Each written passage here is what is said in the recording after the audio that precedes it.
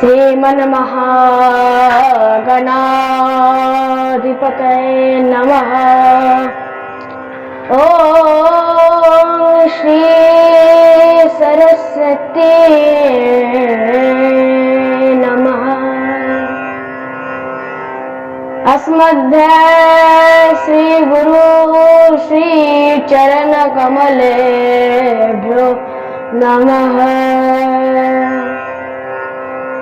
वन्देऽहं श्री गुरु श्रीयुतपद कमलम् श्री गुरून् वैष्णवांश्च श्रीरूपं साप्रजातं सहगण रघुनाथं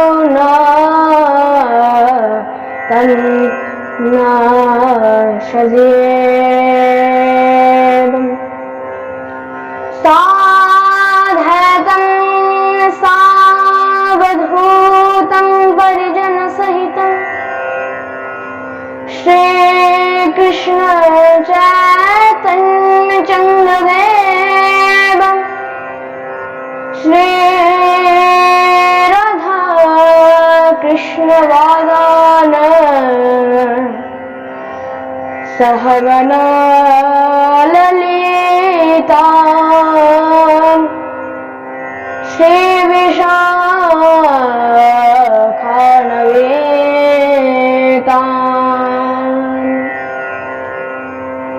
ध्येयं सदा परिभवत् नमभीष्टगोऽहं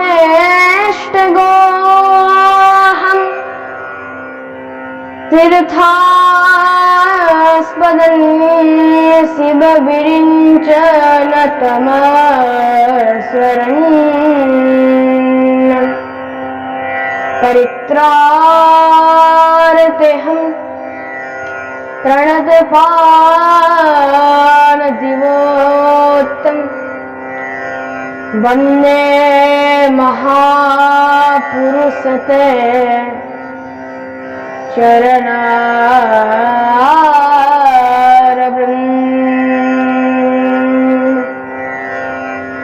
नारायणं नमस्कृतं नरं चैव नरोत्तमम्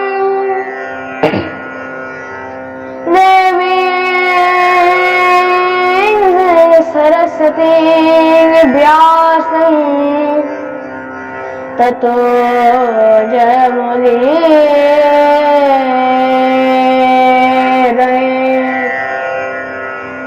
शुकरो प्रबोधितं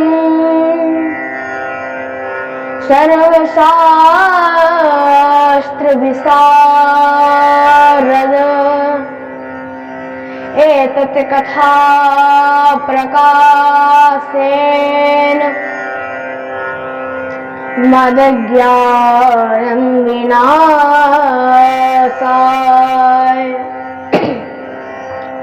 अतुलितबलधामं स्वर्णशैलावधीधं तनजवना कृशानं ज्ञाननापत्रगण्यं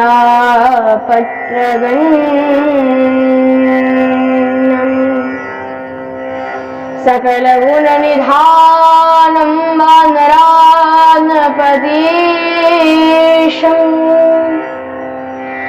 रघुपतिप्रियभक्तं वातजातं नमो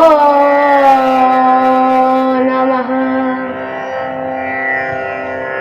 श्रीकृष्ण चैतन्य प्रभु नित्यानंद श्री अद्वैत गदाधर श्रीवासादि गौर भक्तवृंद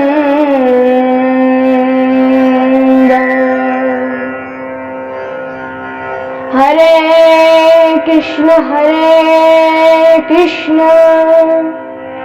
कृष्ण कृष्ण हरे हरे हरे राम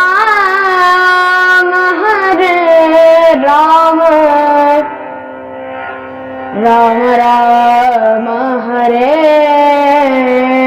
हरे। जय जय श्री राधा रमण, जय जय नवल किशोर, जय गोपी चित चोर प्रभु, जय माखन चोर। बोलिए भक्तवत्सल भगवान की जय हो। जय जय श्री राधे हृदय गौर हरि गौर।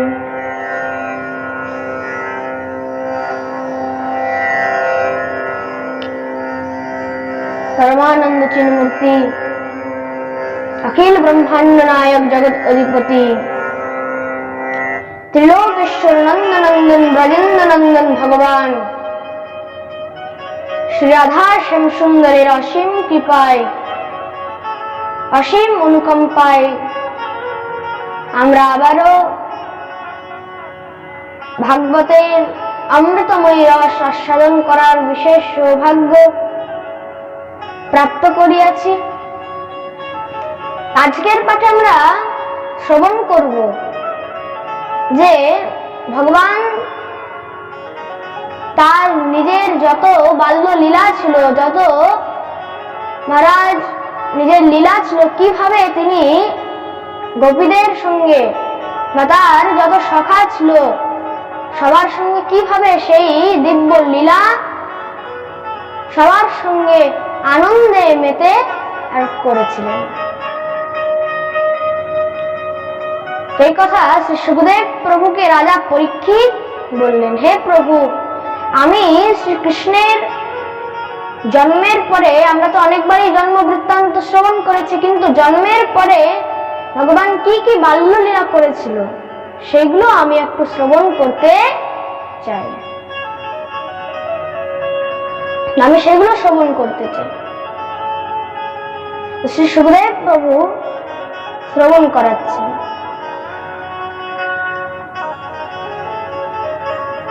ভগবানের তো জন্ম হয়ে গেছে, এবার দেখতে দেখতে ভগবান সব লীলা এখানে বিস্তার করছে।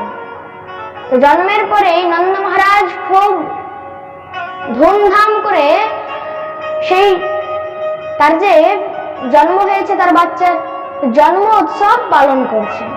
তো ভাগবতের মধ্যে এখানে নন্দোৎসবের খুব সুন্দর একটা বর্ণন করা হয়েছে। 18টি শ্লোকে এখানে নন্দোৎসবের বর্ণন করা রয়েছে। আর শ্রীমদ ভাগবতের 10ম স্কন্ধে 5ম অধ্যায়ের নন্দোৎসবের খুব সুন্দর বর্ণন রয়েছে 18টি শ্লোকে।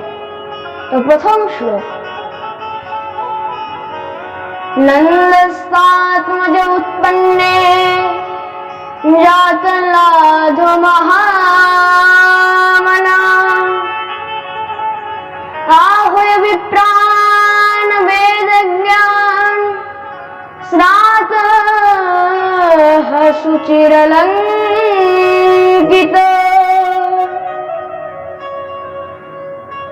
वाचयित्वा सस्तयनं जातकर्माद्मजस्य वै कारयामास विधिवत् पितृदेवार्चनं तथा।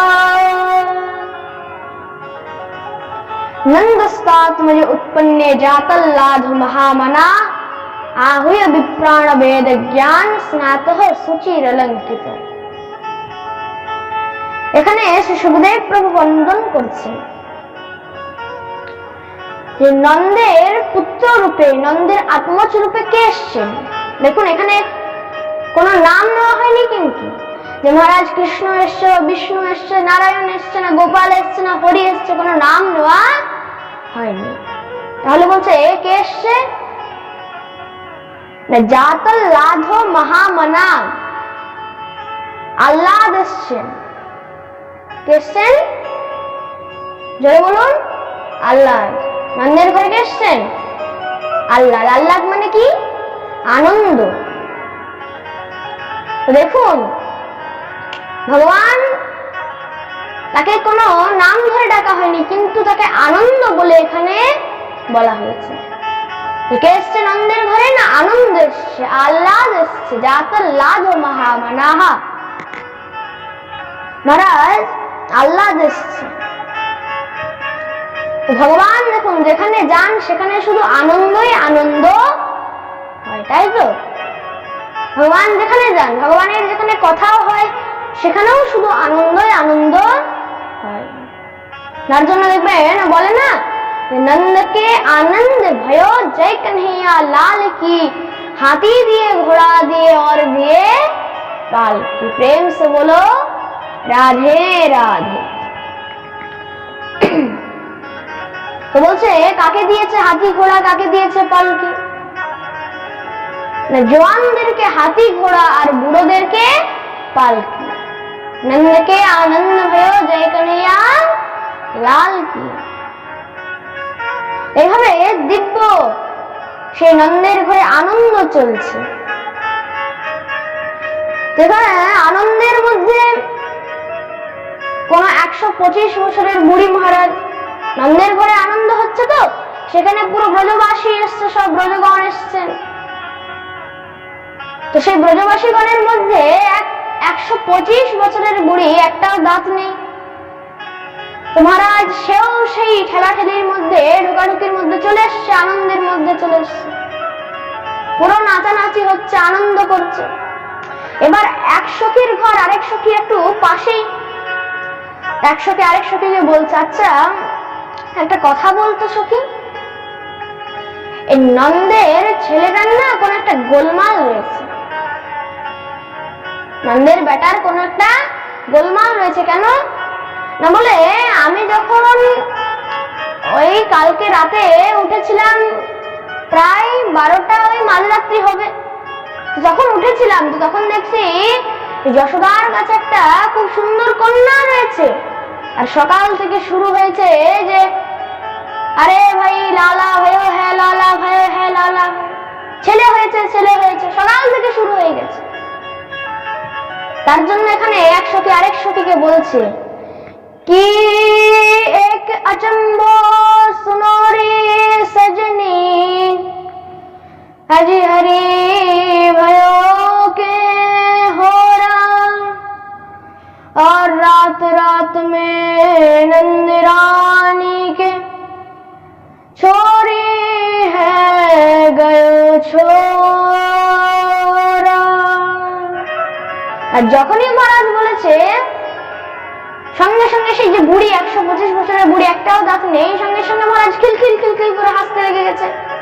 এবার আনন্দের মধ্যে, লুটালুটির মধ্যে এক কোন গোয়ালা একটা মহারাজ বিশাল বড় মাখনের ডেলা বানিয়ে যখনই ছুঁড়েছে, আর সেই বুড়ি তো খুব খিলখিল করে হাসছিল, সঙ্গে সঙ্গে গিয়ে বুড়ির মুখের মধ্যে গপ করে ঢুকে গেছে। যেই ঢুকেছে বুড়ি তো এমনি এমনি এমনি করছে, যখনই আনন্দ করছে বলছে আরে কি হলো কি হলো, अरे डोकरी इतना बड़ा लोंदा चलोगे, पूछ रहे हैं का भयो का भयो। प्रेम से बोलो राधे राधे। এখন আমাদের কৃষ্ণ জন্ম হয়ে গেছে, তো তার জন্য একটু ব্রজ ভাষা মাঝে মাঝে চলবে। জানো তো সবাই ব্রজ ভাষা? বলে বৃন্দাবন বিহারী লাল কি জয়। এইভাবে দিব্য আনন্দ চলছে। প্রথমে তো নন্দ বাবা সব বাচ্চার জাতকর্ম সংস্কার শুরু করেছে। জাতকর্ম সংস্কার শুরু করার পর মহারাজ সব ব্রাহ্মণদেরকে নন্দ বাবা দান করছে। তো সব যত বয়স্করা ছিল বলছে, দেখ নন্দ, আগে সব দান ধর্ম করে নে। কেন?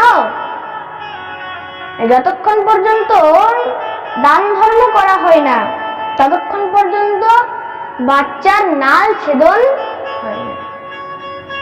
আর নাল ছেদন না হলে কি হবে? সূতক আরম্ভ হয় না। আগেকার দিনে কারা নাল ছেদন করত? দাইমা নাল ছেদন করত। প্রথমে দান ধর্ম করতে হয়। তো নন্দ এত দান করছে, মহারাজ এত দান করেছে, খুব করে দান করেছে। আর আনন্দ বৃন্দাবন চম্পতি মহারাজ এটাকে বর্ণন করছেন যে এত দান করছে যে কুবেরের পর্যন্ত মাথা খারাপ হয়ে গেছে, তাই তো? কুবেরের মাথা খারাপ হয়ে গেছে। এত নন্দ বাবার কাছে মাল আসলো কোথা থেকে? এত নন্দ বাবার কাছে পয়সা আসলো কোথা থেকে? আর শুধু এবার ব্রাহ্মণদেরকে নয়, যত ব্রজবাসীগণ এসছে সবাইকে তিনি একদম মন খুলে দান করছে। এবার দান ধর্ম করা হয়েছে। দান ধর্মের পরে সে যে দাইমা ছিল সে নাল ছেদন করে। নাল ছেদন জানেন তো? এখন তো মহারাজ সোজা নার্স, তাই তো? এখন হসপিটালের মধ্যে নার্স সোজা কেটে দেয়। কিন্তু তখনকার দিনে তখন দাইমা ছিল, দাইমা তখন নাল ছেদন করত। দেখো বলছে যে কেমন ভাগ্য সে দাইমায়ের,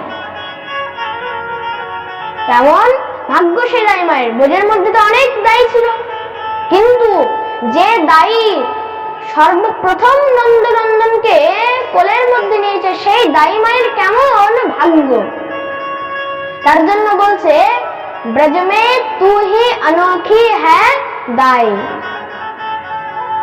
ব্রজের মধ্যে এই দায়ীকে সব থেকে অনोखा বলা হয়েছে, সব থেকে অবাক বলা হয়েছে। এবার সে দাইমা নাল ছেদন করেছে। দেখতে দেখতে জাতকর্ম সংস্কার আরম্ভ হয়েছে। আর জাতকর্ম সংস্কার কেমন? যত বড় বড় ঋষিগণ ছিল, বড় বড় বেদজ্ঞ ব্রাহ্মণ সবাই এসে করে জাতকর্ম সংস্কার শুরু করলেন। কেমন বেদজ্ঞ ব্রাহ্মণ? না বলছে আহুয় বিপ্রাণ বেদ জ্ঞান স্নাতঃ শুচি রলঙ্কিত।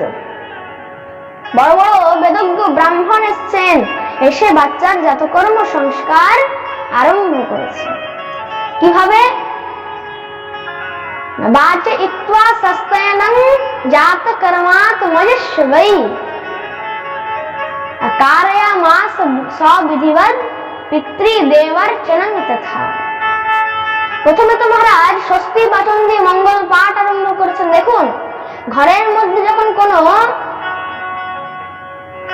সুকার্য হবে, মন দিয়ে শুনবেন, বাড়ির মধ্যে ঘরের মধ্যে যদি কোনো যজ্ঞ হয় বা যদি কোনো গৃহপ্রবেশ হয় বা কারো যে কোনো অনুষ্ঠানে কোনো যদি সৎকর্ম হয়, শুভ কাজ হয়, তখন প্রথমে স্বস্তি বাচন দিয়ে দিব্য মঙ্গল পাঠ করতে হয়। দিব্য মঙ্গল পাঠ সেখানে স্বস্তি বাচন দিয়ে করা হয়েছে। আর বিশেষ করে পিতৃগণের পুজো করেছে, পিতৃদেবার্চনং তথা। মন দিয়ে শুনবেন, পিতৃগণের এখানে সেবা করা হয়েছে, পিতৃগণের বিশেষ করে পুজো করেছে। কেন?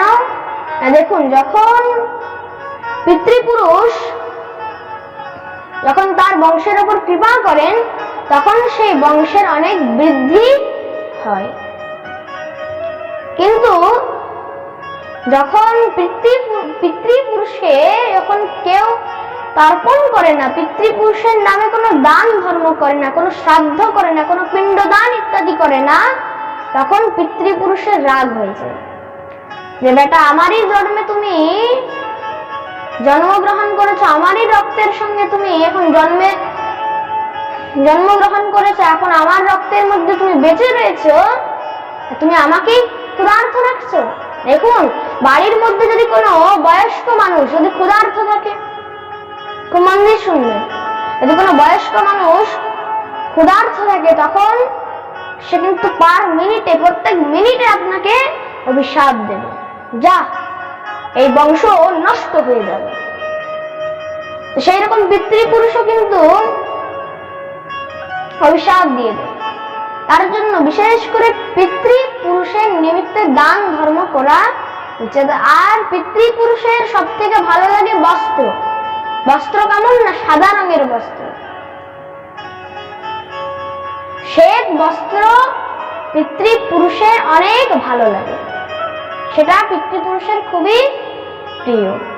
তার জন্য যখন পিতৃপুরুষের নামে কোনো পিণ্ডদান করবে, কোনো তীর্থে গেছো, কোথাও বেড়াতে গেছো বা কোনো তীর্থে গেছো, কোথাও সৎসঙ্গের মধ্যে গেছো, কোথাও ভাগবত হচ্ছে, কোথাও কীর্তন হচ্ছে, তো সেখানের মধ্যে পিতৃপুরুষের নামে যত পারবে দান করো, শ্রাদ্ধ করো, পিণ্ড দান করো, তর্পণ করো,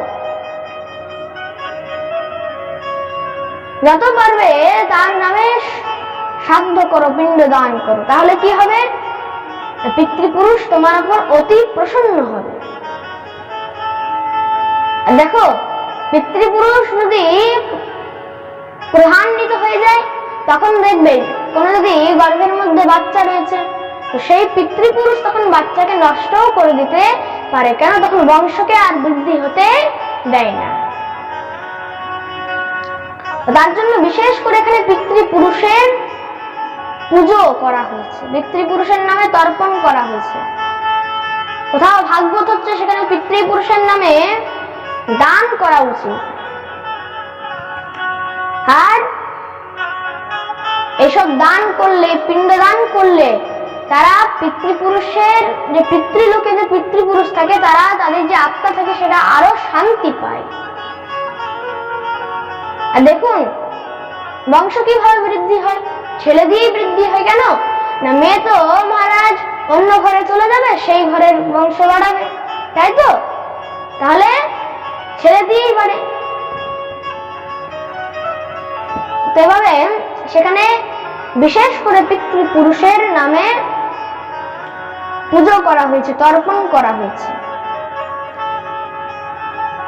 এবং এখানে কদাচিৎ যদি কোনো কেউ আপনাকে বলে যে আপনি এখন গৃহস্থ হয়ে গেছেন, আপনার এখন এসব করে কি লাভ, আপনি এসব পিতৃগণের পুজো কিসের জন্য করছেন,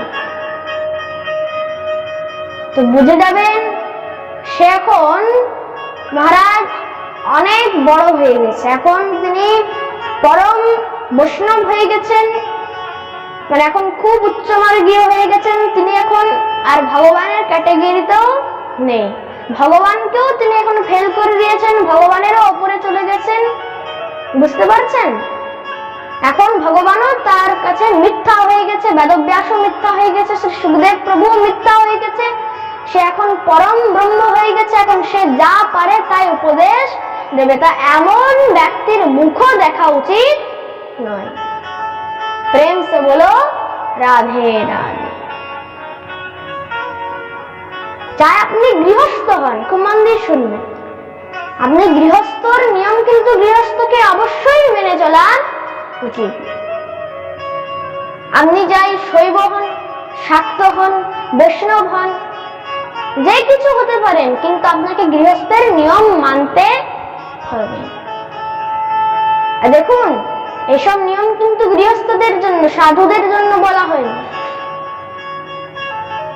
সাধু কাকে বলা হয়েছে এখানে, যে পুরো মানে সংসার থেকে একদম বিরক্তি নিয়ে নিয়েছে, বিরক্ত হয়ে গেছে সংসার থেকে, একদম সন্ন্যাস ধর্ম নিয়ে নিয়েছে, যে সংসারের মোহ মায়া সব ত্যাগ করে বনের মধ্যে ভজন সাধন করছে, তাকেই বলা হয় সাধু।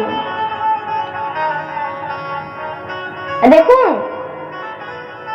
সাধু কিন্তু সাধুর কখনো কোনো বউ বাচ্চা থাকবে না, সে একাই থাকবে। আর সাধু কি পরে, কিচ্ছু পরে না, শুধু কৌপিন ধারণ করে, মানে লেংটি পরে, তাই তো? আর এখন মহারাজ কি দেখছি, ফেসবুকের মধ্যে সব সাধুরা এখনকার সাধু সব আন্ডার প্যান্ট পরে মহারাজ বড় বড় ফোন নিয়ে ফটো তুলছে, ফেসবুকে ছাড়ছে, পোস্ট করছে, নদীর মধ্যে স্নান করছে আন্ডার প্যান্ট পরে। প্রেম সে বলো রাধে রাধে। তো এই যে এখন আন্ডার প্যান্ট পরছে, এগুলো কিন্তু সাধুদের নিয়ম নয়। সাধুরা সবসময় কৌপিন ধারণ করবে। কি পরবে? লেংটি পরবে। তো দেখুন, এই যে আন্ডার প্যান্ট বলা সাধুদের থেকে সবসময় কিন্তু দূরে থাকবে। আরে ভাই, সোজাসুজি গৃহস্থ হয়ে গেলে থাকো না। লোকের কাছে তুমি পূজনীয় হবে, পুজো পাবে, নিজের তো কোনো জ্ঞান বাড়ছে না। তুমি বড় বড় আইফোন নিয়ে ঘরের মধ্যে বসে রয়েছ। জানেন এখনকার যে সাধুরা রয়েছে সব এখন নতুন মডেলিস্ট হয়ে গেছে। তো সাধুগুলো তো কি হয়েছে না, এখন যারা সাধু সন্ন্যাস হয়ে গেছে তারা তো মহারাজ বড় বড় ফ্ল্যাটে থাকে। বড় বড় ফ্ল্যাটের মধ্যে এসি 2-3টে করে থাকবে, তার মধ্যে 6-7টা করে রুম ফ্রেশনার, তারপরে মহারাজ আরো বডি স্প্রে, তারপর আরো মহারাজ অনেকগুলো 3-4টে করে ফোন থাকবে বড় বড়, তাই তো 3-4টে করে ফোন থাকবে। আর বলছে তারা মহারাজ অনেক বড় বড় মানে যারা এখন আমরা গৃহস্থ মানুষ এত বড় বড় গাড়িতে ঘুরি না, যত সাধুরা বড় বড় গাড়িতে ঘুরে, তাই তো? এরা হচ্ছে সাধু। প্রেম সে বলো রাধে রাধে।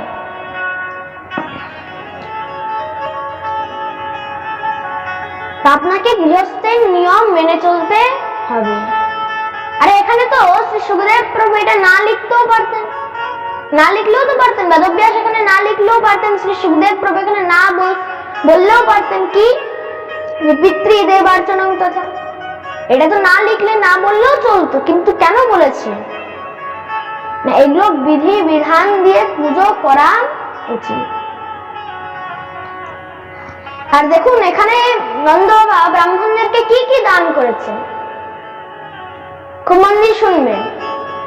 নন্দ বাবা এখানে লক্ষ লক্ষ গাভী দান করেছেন, খুব করে মহারাজ ধনধান্য এখানে দান করেছেন। আর এখানে এত দান করেছে, বলছে তার কমই পড়লো না। বলছে কেন পড়বে? যেখানে সৎকর্মে ভগবানের নিমিত্ত দান হয় সেখানে লক্ষ্মী আনন্দে সেখানে নৃত্য করতে থাকে। সেখানে আনন্দ করতে করতে লক্ষ্মী সেখানে রমা ভগবতী সেখানে নৃত্য করে। তো সেখানে কি করে পয়সার কমি পড়বে, তাই তো? আর এখানে ভগবতী রমা ক্রীড়া করছেন, নৃত্য করছেন, এমন দিব্য আনন্দ চলছে নন্দের ঘরে। সবাই মিলে এবার যশোদার কাছে এসেছে, সবাই বাধাই নিতে এসছে, বাধাই দিচ্ছে, বলছে আরে আমাদেরকেও কিছু দাও। কি বলছে? লালা জন্ম শুনে আই রে ও মাইয়া দে দে বাধাই। এত লালার জন্ম শুনে আমরা এলাম। দেখো ব্রজ ভাষাতে কিন্তু বাচ্চা যখন প্রথম প্রথম জন্ম হয় তো তাদেরকে কি বলে? লালা বলা হয়। তো লালার জন্মের শুনে এলাম আর আমাদেরকে কিছু বধাই দেবে না? তো নিশ্চয়ই দেবো। ব্রজবাসীগণ সব মিলে যশোদাকে ঘিরে বসে গিয়েছে, নন্দনন্দনকে এত আদর করছে, যশোদাও তাদেরকে অনেক বাধাই দিচ্ছে। দেখতে দেখতে এইভাবে দিব্য আনন্দ চলছে। এবার ওইদিকে কি হয়েছে না, মথুরার মধ্যে কংস যখন উঠেছে, এদিকে সেই কন্যার আওয়াজ পেয়েছে। যখন সকাল হয়েছে, কংস যখন উঠেছে, এদিকে কন্যার আওয়াজ পেয়েছে। কন্যা সঙ্গে সঙ্গে কাঁদতে আরম্ভ করেছে। সঙ্গে সঙ্গে দ্বারপাল জাগ্রত হয়ে দৌড়ে গিয়ে আর সে কন্যাকে নিয়ে আর কংসের কাছে নিয়ে গেছে। আরে মহারাজ মহারাজ মহারাজ, একটা সন্তান হয়েছে, দেবকী আর বসুদেবের। আচ্ছা, কি হয়েছে? কি হয়েছে? না, একটা কন্যা হয়েছে। আরে কন্যা হয়েছে, অষ্টম পুত্র তো, অষ্টম সন্তান তো পুত্র হওয়ার কথা ছিল, কন্যা কি করে হলো? নিশ্চয়ই দেবতাদের চাল, কিন্তু কন্যা বলে কি আমি ছেড়ে দেবো? না না না না। সঙ্গে সঙ্গে দেবকী আর বসুদেবের কাছে গিয়েছে। সেখানে গিয়ে দেবকী আর বসুদেবের কাছ থেকে সে কন্যা নিয়ে নিয়েছে। দেবকী বলছে, আরে দাদা দাদা দাদা, এ তো কন্যা, তোমার ভয় তো অষ্টম সন্তান পুত্র থেকে, এ তো অষ্টম সন্তান কন্যা হয়েছে, তোমার কি ভয় এর থেকে? ছেড়ে দাও। বলছে, না, কন্যা বলে কি আমি ছেড়ে দেবো? সংসারের মধ্যে কখনো স্ত্রী বা কোনো কন্যাকে কখনো কম মনে করতে নেই। পুরুষের যত না শক্তি আছে তার হাজার গুণ বেশি শক্তি নারীর মধ্যে রয়েছে, তাই তো? সংসারের মধ্যে কখনো স্ত্রীকে ছোট মনে করতে নেই। নারী হলো শক্তির স্বরূপ। কখনো পুরুষকে শক্তি বলা হয়, তাহলে শক্তি কাকে বলে? নারীকে শক্তি বলে। দেখুন, যে মহিষাসুরকে মেরেছিল সে কে ছিল? নারী ছিল। চন্ডমুন্ডকে কে মেরেছিল? সেও নারী ছিল। রক্তবীজকে কে মেরেছিল? সেও নারী ছিল। এতজন সবাই এত বড় বড় অসুরদেরকে সব নারীরা মারছে, নারীকে কখনো কম মনে করা হয়? তাহলে তার জন্য যতই নারী হোক, কন্যা বলে কি আমি ছেড়ে দেবো? না না না, আমি একে ছাড়বো না। সঙ্গে সঙ্গে নিয়ে গিয়ে যখনই ওপরে হাত করে যখনই তাকে মারতে গিয়েছে, তো সে সেখান থেকে ছাড়া পেয়ে দিব্য সেই কন্যা অষ্টভুজা রূপ ধারণ করে প্রকট হয়েছে। সঙ্গে সঙ্গে অট্টহাস করতে লাগলেন, আরে মূর্খ কংস, তুই আমাকে কি মারবি? তোকে যে মারবে সে এই ব্রজমণ্ডলের মধ্যেই জন্ম নিয়েছে। এই বলে সঙ্গে সঙ্গে সেই দেবী, সে মায়া দেবী বিন্ধ্য পর্বতের মধ্যে চলে গেলেন। সেখানে গিয়ে থাকতে আরম্ভ করলেন। তার জন্য তার নাম হয়ে গেল বিন্ধ্যবাসিনী।